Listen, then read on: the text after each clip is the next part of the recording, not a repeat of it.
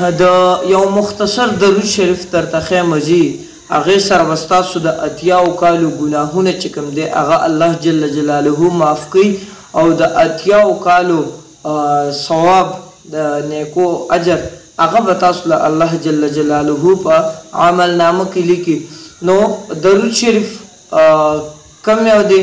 اللهم صل على محمد النبي الأمي وعلى آله وسلم تسلیما.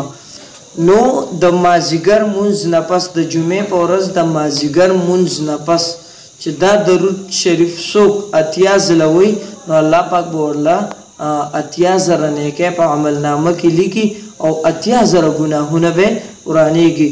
نو څومره د برکت خبره ده چې هر هفته کې ستا دومره ګناهونه معاف کېږي، ستا دومره نیکۍ لیکلي کېږي په مختصر درود شریف باندې.